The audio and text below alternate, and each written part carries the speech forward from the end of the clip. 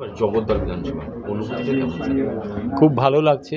আমি এখানে আসলাম, সব মানুষের সঙ্গে সকালের সঙ্গে আমি মিট করলাম, আর মানে তাদের আশীর্বাদ নিয়ে, মায়ের আশীর্বাদ নিয়ে আমি শুরু করেছি। আর খুব ভালো লাগছে, খুব পজিটিভ ভাইবস আসছে। আমরা জগদ্দল বিধানসভা কেন্দ্র থেকে বিজয়ী হব এবং পশ্চিমবঙ্গে ভারতীয় জনতা পার্টির সরকার গঠন করা হবে। স্যার, আজকে পুলিশের যে দক্ষতা আপনার দেখা গেছিল রাজনীতির মঞ্চে, সেই দক্ষতা কি জগদ্দল বিধানসভার মানুষ দেখতে পাবে, সে আশা রাখছেন? ডেফিনেটলি আমরা জনসেবার একটা সুযোগ আমি পেয়েছিলাম পুলিশ সার্ভিসে থাকাকালীন।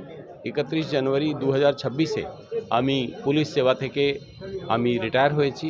তো এখন একটা ডিফারেন্ট প্ল্যাটফর্ম থেকে মানুষের সেবা করার আমি সুযোগ আমাকে মাননীয় প্রধানমন্ত্রী আদরণীয় নরেন্দ্র মোদীজি, অমিত শাহজি, শ্রী শুভেন্দু অধিকারীজি, শ্রমিক ভট্টাচার্যজি এরা আমাকে কনসিডার করেছেন এবং এই যে সেবার অবসর, মানুষের সেবার যে সুযোগ আমাকে দিয়েছেন, ডেফিনেটলি এটা আমার কাছে খুব বড় পাওনা আছে এবং আমি চেষ্টা করব যেন আমি এখানে আমরা যেই তো হবই, ভারতীয় জনতা পার্টির সরকারও গঠন করা হবে এবং সাধারণ মানুষের সেবা করার একটা খুব বড় সুযোগ আমরা পাবো। কি ইস্যু নিয়ে লড়বেন? এখানে তো অনেক ধরনের ইস্যুজ আছে। এখানে রাস্তার সমস্যা আছে, এখানে জলের প্রবলেম আছে, ড্রেনেজের প্রবলেম আছে, চাকরি নিয়ে খুব বড় প্রবলেম বাচ্চাদের আছে, মিলের প্রবলেম আছে, ক্রাইম ক্রিমিনাল অ্যাক্টিভিটিজ অনেক বেশি আছে, অনেক ধরনের সমস্যা সাধারণ মানুষের আছে। আমরা প্রত্যেক ওয়ার্ড প্রত্যেক এরিয়াতে যাব, তাদের কি প্রবলেমস আছে ওগুলোকে আমরা বুঝবো এবং তার জন্য সমাধানের জন্য যা কিছু চেষ্টা করার হলো ওটা আমরা। স্যার, প্রথম দিকেই আপনার নতুন ক্রাইম ক্রিমিনাল অ্যাক্টিভিটিসের কথা উঠল জগদ্দলের জায়গায়, দমন করবেন কীভাবে? দমন করা তো ডেফিনেটলি, এটা তো আপনারা জানেন কি ক্রাইম ক্রিমিনাল অ্যাক্টিভিটিস যে আছে আমি খুব ভালো বুঝি একে কীভাবে দমন করা যাবে। যখন ভারতীয় জনতা পার্টির সরকার এখানে আসবে আপনি দেখবেন কি কীভাবে দি রুল অফ ল এখানে এস্টাবলিশ হবে। মানুষ কি আস্থা পাবে আপনার?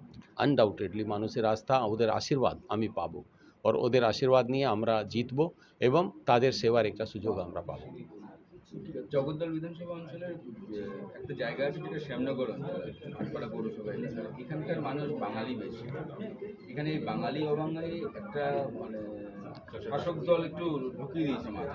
সেটা নিয়ে একটা প্রচার এমনভাবে করেছি যে মানে অবাঙালি লোক আসবে, আমাদের ফোর ফাদার ওয়েস্ট বেঙ্গল থেকেই ছিলেন, তারপরে আমরা সময় অনুসার নর্থ ইন্ডিয়াতে ওরা শিফট হলো, আজকে আমি আবার এখানে এসেছি এবং আমার জন্মস্থলী অন্য জায়গা হতে পারে কিন্তু আমার কর্মস্থলী লাস্ট 35 বছর তো আমি পশ্চিমবঙ্গেই আছি।